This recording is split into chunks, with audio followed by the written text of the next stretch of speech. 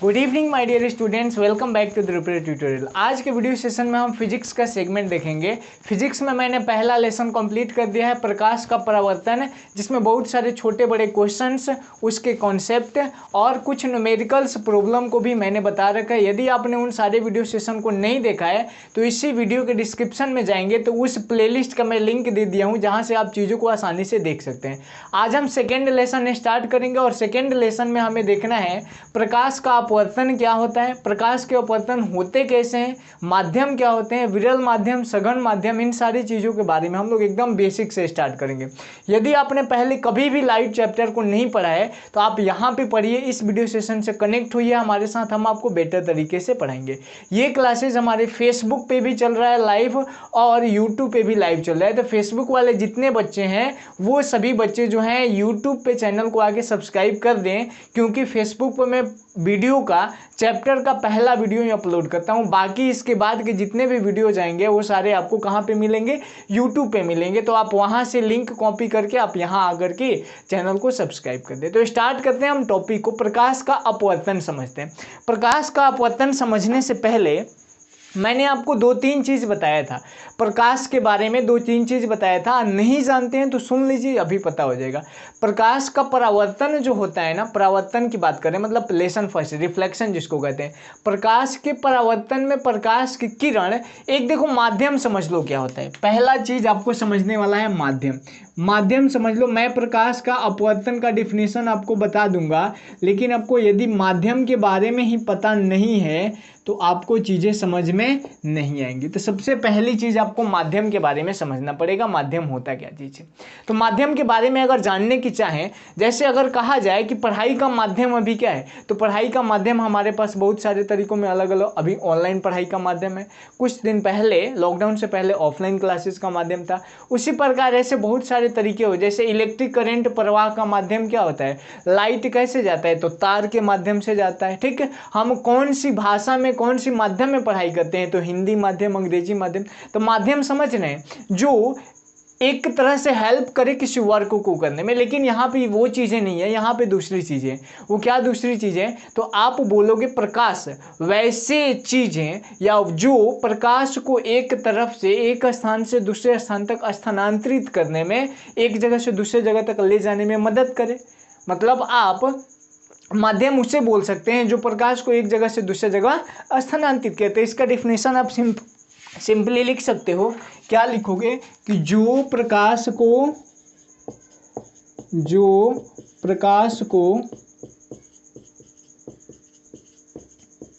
एक स्थान से, जो प्रकाश को एक स्थान से दूसरे स्थान तक, एक स्थान से दूसरे स्थान तक स्थानांतरित करे। स्थानांतरित करने का मतलब होता है एक जगह से दूसरी जगह तक ले जाए, नांतरित करे, क्या कहलाता है, माध्यम कहलाता है। यही चीज़ आप दिमाग में रखोगे। अब देखो बहुत सारे एजुकेटर जो होते हैं वो डायरेक्टली प्रकाश के अपवर्तन की डिफिनेशन पढ़ाने लगते हैं। उसमें अपवर्तन का डिफिनेशन बताया जाता है, जब प्रकाश एक माध्यम से दूसरे माध्यम में प्रवेश करती है तो वो जो डिविएशन होता है उसी को क्या कहा जाता है, वही फिनोमिना जो होता है प्रकाश का अपवर्तन कहता है। लेकिन माध्यम के बारे में ही नहीं समझाए तो बच्चा क्या करेगा। अभी देखो माध्यम के बारे में मैं कितना बेसिक से स्टार्ट कर रहा हूँ समझना। माध्यम आपको समझ में आया, माध्यम होता क्या है, तो जो प्रकाश को, इस चैप्टर में माध्यम का डिफिनेशन क्या होगा, जो प्रकाश को एक स्थान से दूसरे स्थान तक स्थानांतरित कर। अगर एग्जाम्पल की बात करें, प्रकाश का माध्यम है तो इसका एग्जाम्पल की अगर बात किया जाए छोटू, तो एग्जाम्पल में हो सकता है प्रकाश कहाँ कहाँ जाता है, तो देखते हैं हवा में भी प्रकाश जाता है। हम लोग देखते हैं पानी के अंदर फोटोग्राफी होता है, तो फोटोग्राफी कब होगा, जब तक उसमें लाइट नहीं जाएगा फोटोग्राफी नहीं हो पाएगा। कांच में भी हम चीज़ों को देखते हैं, आर पार कांच, मान लीजिए कांच का पैनल लगा दिया गया, आर पार की चीज़ों को देख रहे हैं, तो प्रकाश आ रहा है जा रहा है तभी तो देख पा रहे हैं ना। तो इसका माध्यम एक तरह से क्या हो जाएगा, हवा हो गया हमारा, जिसको हम क्या कहते हैं, अपन एयर कहते हैं। हवा हो गया, वाटर हो गया जिसको जल कहा जाता है, उसी प्रकार ग्लास हो गया, है ना, बेंजीन हो गया। बेंजीन क्या है, सब इस तरह का यौगिक है। ठीक, ETC बहुत सारी चीज़ें हो सकती हैं प्रकाश का माध्यम के बारे में, इतना चीज़ आपको कन्फर्म है। अब देखो मेनली प्रकाश के दो टाइप्स हैं, कितने टाइप से?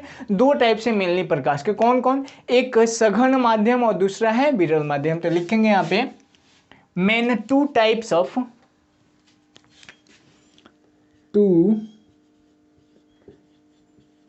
Main types of medium. दो प्रकार के माध्यम होते हैं। कौन कौन से वो माध्यम होंगे उसके बारे में हम अध्ययन करते हैं, वो क्या चीज़ होगा। तो पहले की अगर बात करें तो वह होगा हमारा रेरर मीडियम। हिंदी के साथ अंग्रेजी भी मैं बताऊंगा, टेंशन नहीं लेना है, ठीक है। रेरर मीडियम और दूसरा जो होता है वो होता है अपना डेंसर मीडियम। डेंसर मीडियम, ठीक है। यहाँ पे दो तरह के मेनली माध्यम के बारे में हमको पढ़ना है, ठीक है। और इन्हीं दो माध्यम को समझ करके हम आगे क्लासेज को कंटिन्यू करेंगे। चलिए, रेरर मीडियम को हिंदी में अगर बात करें तो इसको कहा जाता है विरल माध्यम। विरल माध्यम। और इसको कहा जाता है छोटू सघन माध्यम। सघन माध्यम। अब देखो हिंदी को जानने से, हिंदी वर्ड से आपको पता हो गया होगा। कभी कभी हम लोग कहते हैं बड़ा सघन है। सघन कहने का मतलब आप घनत्व को समझिए। एक मैं रीजनल एग्जांपल लेके बताता हूँ। आपके पास मान लीजिए मेरे पास दो क्लासरूम है। एक क्लासरूम, फर्स्ट क्लासरूम ये है और सेकेंड क्लासरूम ये है, ठीक है। दोनों जो है एक दूसरे के बराबर है क्षेत्रफल में, मतलब जितना लंबा चौड़ा ये है उतना ही लंबा चौड़ा ये भी है, ठीक है। अब यहाँ पे क्या है कि हमने इसमें 50 स्टूडेंट्स को बैठा दिया। कितने स्टूडेंट्स को? 50 स्टूडेंट्स को बैठा दिया। और इसमें मैंने 100 स्टूडेंट्स को बैठा दिया। देखो यहाँ पे जगह उतना ही था, लेकिन यहाँ पे हम लोगों ने कम बच्चों को बैठाया, यहाँ पे ज़्यादा बच्चों को बैठाया। तो यहाँ पे हम कहेंगे कि इसका जो घनत्व है, क्लास का जो घनत्व है, यह क्लास का घनत्व कम है comparison to the second class है। और यहाँ पे घनत्व क्या है? घनत्व अधिक है comparison to the first class है। कहने का मतलब अगर इसको माध्यम के रूप में लिया जाए तो ये जो होगा विरल माध्यम होगा, जबकि ये क्या होगा? सघन माध्यम। देखने रीजनल लैंग्वेज में आपको कितने आसानी से मैंने समझा दिया। तो यहाँ पे आप क्या बोलोगे? इसका डिफिनेशन की अगर बात करें तो डिफिनेशन में बोलोगे कि वैसा माध्यम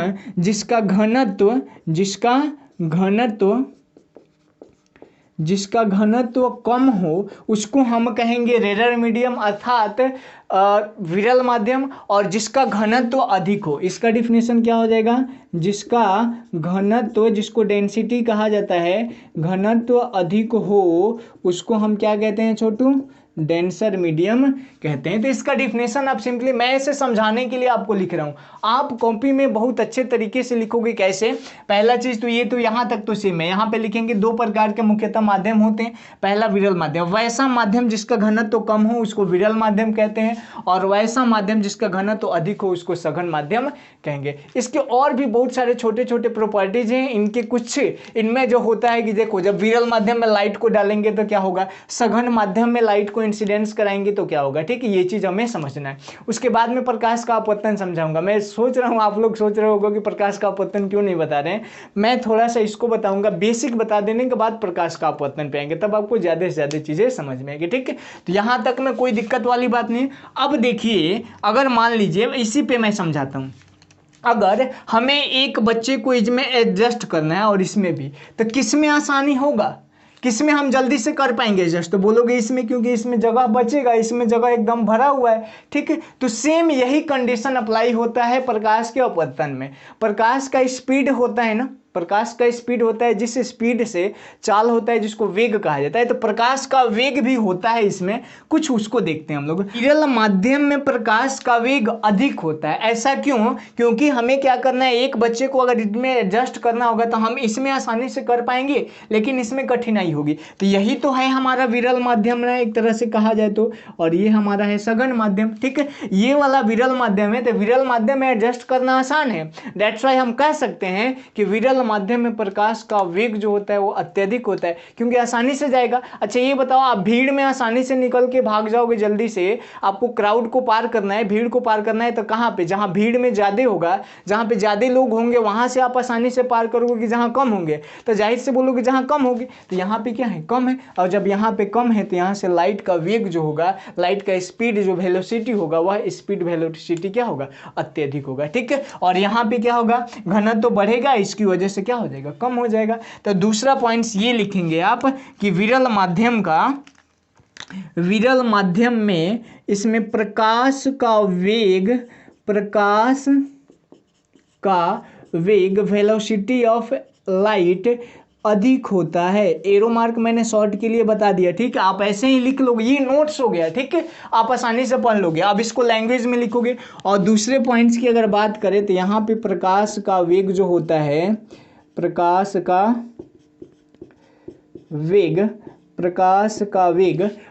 का वेग जो होता है, यह क्या होता है छोटू, कम होता है। ठीक है, क्यों कम होता है, क्योंकि इसका घनत्व अधिक होता है। जब घनत्व अधिक होगा स्पीड वेलोसिटी जो होगा कम हो जाएगा, और घनत्व जब कम होगा तो उसका वेलोसिटी क्या हो जाएगा, ऑटोमेटिक अधिक हो जाएगा। एक छोटा सा चीज़ है अपवर्तनांक। अपवर्तनांक के बारे में मैं नेक्स्ट 2-3 वीडियो सेशन बाद में आपको बहुत अच्छे तरीके से समझाऊंगा, लेकिन यहाँ पे जान जाओ कि विरल माध्यम का अपवर्तनांक जो होता है, रेयर मीडियम का अपवर्तनांक जो होता है वह कम होता है, और सघन माध्यम का अपवर्तनांक क्या होता है, ज्यादा होता है। अपवर्तनांक, इसका मतलब ये हो गया कि यदि अपवर्तनांक का मान कम है तो वह विरल माध्यम है, और अपवर्तनांक का मान अगर अधिक है तो वह क्या है, सघन माध्यम है। तो तीसरा पॉइंट आप ये भी लिख सकते हो कि यदि छोटू अपवर्तनांक क्या है, इसको रिफ्लेक्टिव इंडेक्स कहा जाता है। मैं आगे के वीडियो सेशंस में आपको पढ़ाऊंगा। ठीक है, अपवर्तनांक एक वैल्यू होता है। ठीक है, यदि अपवर्तनांक अधिक होगा तो यह कौन सा माध्यम होगा हमारा, अपवर्तनांक यदि कम होगा तो ये हो जाएगा हमारा विरल माध्यम। और यदि अपवर्तनांक अधिक है, यदि क्या है छोटू, अपवर्तनांक का मान अधिक है, तो यहाँ पे आप क्या कह सकते हो कि यहाँ पे ये जो होगा अपवर्तनांक का मान अधिक है, तो ये कौन सा हो जाएगा, सघन माध्यम हो जाएगा। देख रहे हो कितने आसानी से मैंने पढ़ा दिया। तो घनत्व को, मतलब माध्यम को हम लोगों ने इतने तरीकों से डिफाइन कर लिया। यहाँ तक में आपको कोई दिक्कत होने वाली बात नहीं होनी चाहिए। ठीक है, ये मैंने एक छोटा सा जनरल एग्जांपल लिया था रीजनल लैंग्वेज में। इसको आप कॉपी में चाहो तो बना सकते हो और लिख दोगे SN मतलब शॉर्ट नोट्स। ठीक है, इसके द्वारा आपने इसको समझाया है। ठीक, ये चीज़ आप एग्जाम में नहीं लिखोगे, लेकिन अब इसको पॉइंट से कैसे लिखोगे कॉपी में, पहला चीज़ आप डिफिनेशन लिख दोगे, यहाँ तक तो सेम रहेगा, इवन यहाँ तक। अब कहोगे कि वैसा माध्यम जिसका घनत्व तो कम हो उसको विरल माध्यम कहा जाता है। ठीक है, और विरल माध्यम में प्रकाश का वेग अधिक होता है। ठीक है, और विरल माध्यम, यदि किसी माध्यम का अपवर्तनांक कम है तो वह कौन सा माध्यम है, विरल माध्यम है। सेकेंड तरफ आएंगे सघन माध्यम में, तो सघन माध्यम वैसा माध्यम जिसका घनत्व अधिक होता है, तो घनत्व क्या है, अधिक है, उसको क्या कहेंगे हम, सघन माध्यम कहेंगे। और जब सघन माध्यम जो होगा, मतलब डेंसिटी का मान अधिक होगा, तब प्रकाश का वेग ऑटोमेटिकली कम हो जाएगा। ठीक है, एक दूसरे से देख रहे हैं कैसे कंपैरिजन हो रहा है। उसी प्रकार यदि किसी माध्यम का अपवर्तनांक अधिक है, तो वह कौन सा माध्यम होगा, सघन माध्यम होगा। सिंपल सा मैं बता दूं, मान लो आपके पास 2 माध्यम दिए गए, मैं इसको मिटाता हूं, यहाँ पे मैं समझाता हूं। ठीक है, एक सेकेंड, अपवर्तनांक वाला पॉइंट में थोड़ा सा समझाता हूँ। अपवर्तनांक है क्या चीज़, आप अभी इस पे गौर नहीं कीजिए, अब बस पॉइंट्स को रिलेट करना समझिए। मान लीजिए आपके पास ये कोई पहला पदार्थ है और ये कोई दूसरा पदार्थ है। इसके अपवर्तनांक की बात करें, रिफ्रैक्टिव इंडेक्स की अगर बात करें तो ये है 1.7। ठीक है, और इसके रिफ्रैक्टिव इंडेक्स की बात करें तो ये है 1.9। किसका अपवर्तनांक अधिक है, तो बोलोगे सर जी इसका अपवर्तनांक अधिक है। तो अपवर्तनांक जब अधिक होगा तो कौन सा होगा, तो ये जो होगा, ये दूसरा जो होगा हो जाएगा हमारा सघन माध्यम, और जबकि पहला जो होगा ये हो जाएगा हमारा विरल माध्यम। कुल मिला के एक ही बात आपको दिमाग में कंफर्म रखना है कि यदि किसी मीडियम का, यदि किसी पदार्थ क्या होता है, मीडियम ही होता है ना। ठीक है, यदि किसी मीडियम का रिफ्रैक्टिव इंडेक्स, जिसको म्यू से डिनोट किया जाता है, उसका मान यदि अधिक होगा तो वह सघन माध्यम होगा, और यदि उसका रिफ्रैक्टिव इंडेक्स कम होगा तो वह कौन सा माध्यम होगा, विरल माध्यम होगा। ऑब्जेक्टिव में ऐसे क्वेश्चन पूछ सकते हैं आपके दिमाग को कंफ्यूज करने के लिए। ठीक है, अब देखो इतना चीज आप नोट कर लेना। अब हमें पढ़ना है कि जब विरल माध्यम में प्रकाश को इंसिडेंस कराएंगे तो क्या होगा, और सघन माध्यम में प्रकाश को इंसिडेंस कराएंगे तो क्या होगा, इसके बारे में हम डिस्कस करते हैं। ठीक है, इसको आप लोग अच्छे से नोट कर लो, फिर देखते हैं हम लोग। देखते हैं हम लोग प्रकाश जब विरल माध्यम से सघन माध्यम में जाता है तो क्या होता है, और जब सघन माध्यम से विरल माध्यम में जाता है तो क्या होता है। दो महत्वपूर्ण पॉइंट्स मिलेंगे हमें यहाँ पे देखने को, और दोनों पॉइंट से एग्जाम में क्वेश्चंस पूछे जाते हैं, और यदि प्रकाश का अपवर्तन आपको समझना है तो ये दोनों पॉइंट्स आपको आने चाहिए। क्या है दोनों पॉइंट्स, मैं बताता हूँ। ठीक है, मान लीजिए आपके पास दो मीडियम दिए गए। ठीक है, मान लीजिए ये मीडियम का कोई सरफेस है। ठीक, ऊपर में जो है कोई एक माध्यम दे दिया, मान लीजिए यह हो गया हमारा विरल माध्यम। कौन सा माध्यम हो गया छोटू, विरल माध्यम हो गया, और ये हो गया हमारा सघन माध्यम। मतलब इस लाइन के ऊपर विरल माध्यम और लाइन के नीचे दिया है सघन माध्यम। तो यदि प्रकाश जो है विरल माध्यम से आएगा, ठीक है, यदि प्रकाश विरल माध्यम से आएगा और कहाँ जाएगा, सघन माध्यम में जाएगा, तो आपको ये पता है कि प्रकाश की किरण यहाँ आ रही है, तो ये पॉइंट कौन सा होगा, पॉइंट्स ऑफ इंसिडेंस होगा ना, आपतन बिंदु होगा। और आपतन बिंदु पे क्या होता है, मैंने आपको बताया होगा प्रकाश के परावर्तन में कि अभिलंब होता है। क्या होता है छोटू, अभिलंब होता है, आपतन बिंदु पे अभिलंब होता है। ठीक है, तो ये जब लाइट जो हमारा आ रहा है, कहाँ से आ रहा है, ये लाइट विरल माध्यम से आ रहा है सघन माध्यम में, तो ये लाइट क्या होता है, अभिलंब की ओर मुड़ता है। अभिलंब की ओर मतलब ये अभिलंब है, तो यहाँ से आएगा ना, तो ये थोड़ा सा जाना इसको इधर चाहिए, है ना, लेकिन उधर ना जा करके थोड़ा सा इधर मुड़ जाता है।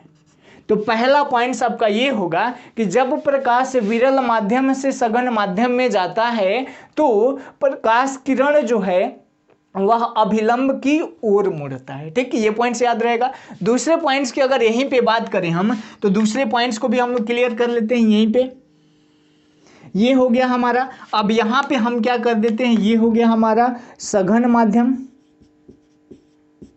सघन, और ये हो गया हमारा विरल माध्यम। तो जो चीज यहां पे हुआ था उसका अपोजिट हो जाएगा। ठीक है, यहां पे भी जब सघन माध्यम से प्रकाश विरल माध्यम में जाएगा तो यहां पे हम लोगों ने लाइट को इंसिडेंस करा दिया, और जहां पे लाइट इंसिडेंस हुआ, ये पॉइंट्स ऑफ इंसिडेंस हुआ ना, आपतन बिंदु हो गया, और आपतन बिंदु पे क्या होता है आपको पता ही है, तो बोलोगे सर जी नॉर्मल होता है। नॉर्मल मतलब अभिलंब होता है, तो ये हो गया हमारा अभिलंब। और ये क्या होता है, जब लाइट सघन से विरल में जाता है तो यहाँ से यह अभिलंब से दूर भाग जाता है। ठीक है, प्रकाश को जाना चाहिए था इस वे में, लेकिन ये इस वे में न जा करके कहाँ चला गया, दूर चला गया। ठीक है, तो यहाँ पे छोटे छोटे कुछ पॉइंट्स है उसको लिख देंगे, ये सघन माध्यम, और ये जो पॉइंट है इसका नाम की अगर बात करें हम, तो ये कौन सा है, आपतन बिंदु है। क्या है छोटू, आपतन बिंदु। ठीक है, और इसकी बात करें हम लोग, ये जो ब्लू कलर में लाइन दिया है ये है हमारा अभिलंब, जिसको नॉर्मल के नाम से जाना जाता है। और अभिलंब कहाँ बनता है, तो पॉइंट्स ऑफ इंसिडेंस पे, आपतन बिंदु पे। इस किरण की अगर बात करें तो ये है हमारा आपतित किरण। आपतित किरण आने वाली किरण को कहते हैं, बट इसमें जब हम पढ़ेंगे इससे रिलेटेड पॉइंट्स तो यहाँ पे इसका डिफिनेशन चेंज हो जाएगा।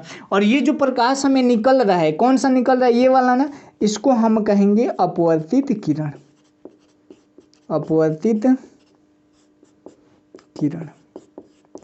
इसी प्रकार इस फिगर में भी होगा, ये सघन माध्यम हो गया, ये सतह हो जाएगा, ये क्या हो जाएगा, पॉइंट्स ऑफ इंसिडेंस, है ना, और ये क्या हो जाएगा, आपतित किरण। देखो मैं एरो मार्क देके समझा रहा हूं, आप यहां पे लिखना, चलो मैं ही लिख देता हूं। ये क्या हो जाएगा हमारा, ये वाला हो जाएगा हमारा आपतित, आपतित किरण। ठीक है, और ये क्या हो जाएगा, अभिलंब, जिसको नॉर्मल कहा जाता है ना। और ये वाला क्या हो जाएगा हमारा, ये जो लाइट निकल रहा है, अपवर्तित किरण।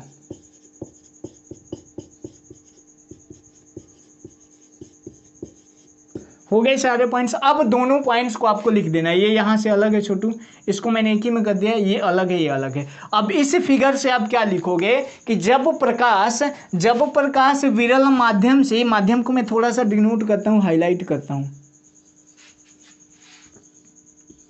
जब प्रकाश विरल माध्यम से सघन माध्यम में जाता है तो अभिलंब की ओर मुड़ता है। अभिलंब यही नहीं तो चाह रहा है ना कि इसके पास सट जाए, तो अभिलंब की ओर मुड़ रहा है। लेकिन जब सघन से विरल में जाता है तो यह अभिलंब है, लेकिन इससे क्या चाह रहा है कि प्रकाश दूर भाग जाए। ठीक है, तो दोनों पॉइंट्स लिखोगे कि जब प्रकाश विरल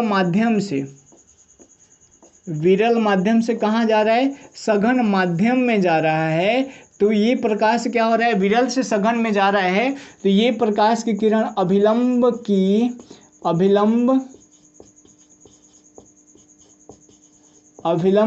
ओर मुड़ रहा है। ठीक है, अभिलंब की ओर मुड़ रहा है। लेकिन इसके जस्ट अपोजिट यदि प्रकाश सघन माध्यम से विरल माध्यम में जाता है तो यह अभिलंब से क्या होता है, दूर भागता है। अभिलंब से कहाँ भागता है छोटू, दूर, फार टू द नॉर्मल। ठीक है, अभिलंब से दूर भागता है। ठीक है, चलो ये ई लग रहा है ना। दो पॉइंट्स को हम लोगों ने आज कवर कर लिया और आज के वीडियो सेशन में हमने बस पढ़ा कि माध्यम क्या होता है। कल के वीडियो सेशन में मैं आपको बताऊंगा कि इससे रिलेटेड कौन कौन से पॉइंट्स है उसके बारे में डिस्कस करेंगे। मतलब प्रकाश का अपवर्तन का डिफिनेशन आपको कल मिलेगा। ठीक है, प्रकाश के अपवर्तन के इफेक्ट क्या होते हैं, प्रकाश का अपवर्तन यूज कैसे होता है, प्रकाश के अपवर्तन पे कौन कौन से ऐसे उपकरण है, मशीन है जो काम करते हैं, वर्क करते हैं। जैसे हम लोग देखे थे ना, प्रकाश के अपवर्तन पे हमारा मिरर काम करता है ना, दर्पण काम करता है, तो उसको देखे थे। उसी प्रकार इसमें भी हम लोग देखेंगे। फिर प्रकाश के अपवर्तन के नियम, फिर अपवर्तनांक, फिर ऐसे करके लेंस के बारे में भी हम लोग पढ़ेंगे। ठीक है, तो आज के वीडियो सेशन में इतना रहने देते हैं। यदि आपको इसमें से कोई भी चीज़ समझ में नहीं आया है या फिर जो भी पॉइंट्स आपको समझ में नहीं आया, आप इसी वीडियो के कमेंट में कमेंट कीजिए, जिसको नेक्स्ट वीडियो सेशन में हम डील करेंगे। तो आज के वीडियो सेशन में हम इतना ही रहने देते हैं। जल्दी मिलते हैं अगले एपिसोड में, तब तक के लिए bye bye, take care, that's all.